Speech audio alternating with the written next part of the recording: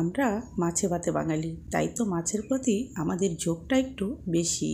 সেই জন্য আমরা মাছের বিভিন্ন রকমের রেসিপি বানিয়ে খেতে পছন্দ করি।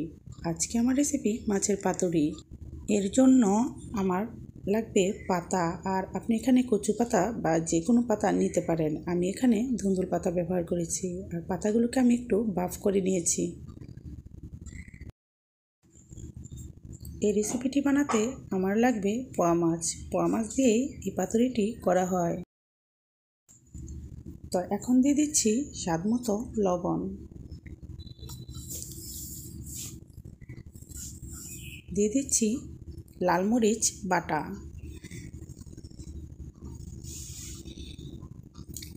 দিয়ে দিচ্ছি পেঁয়াজ বাটা,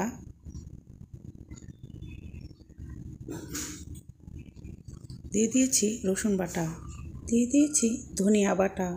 আপনি ইচ্ছে করলে ধনিয়ার গুঁড়োও ব্যবহার করতে পারেন। দিয়ে দিচ্ছি হলুদের গুঁড়ো এখানে আপনি ইচ্ছে মতো ব্যবহার করতে পারেন।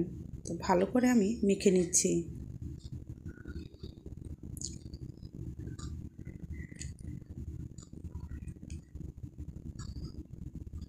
মাখানো হয়ে গেলে আমি কিন্তু পাতার মধ্যে দিয়ে দিচ্ছি। এক একটি মাছ দিয়ে ভালো করে ঢেকে দিতে হবে।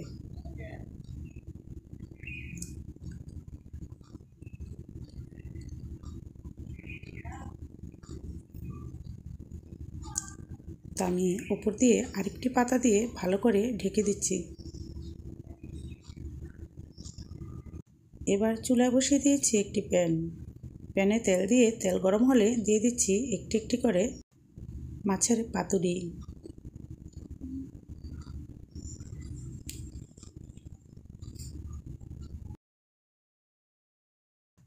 পোয়া মাছের পাতুরিটা আমার শ্বশুরবাড়ির এলাকাতে খুবই জনপ্রিয়, তবে বাবার বাড়িতে কখনো খেতে দেখিনি। মাছের এই পাতুরিটা প্রথম দিন খেয়ে আমার কাছে অনেক ভালো লেগেছে, তাই ভাবলাম আপনাদের সাথে শেয়ার করি। ভিউয়ার্স, যদি ভিডিওটি ভালো লাগে তাহলে অবশ্যই লাইক, কমেন্ট, শেয়ার করবেন, সাবস্ক্রাইব করে পাশে থাকবেন।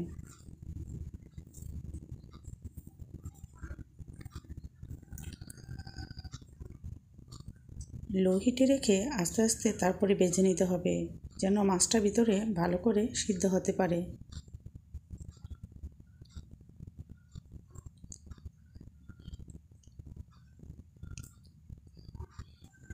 ভিউয়ার্স, এরকম আস্তে আস্তে চুলাটা লো হিটে রেখে তারপরে কিন্তু ভেজে নিতে হবে। ভিউয়ার্স, হয়ে গেল আমার পাতুরি। তো এভাবে বানিয়ে খাবেন, ভালো থাকবেন। আল্লাহ হাফিজ, আসসালামু আলাইকুম।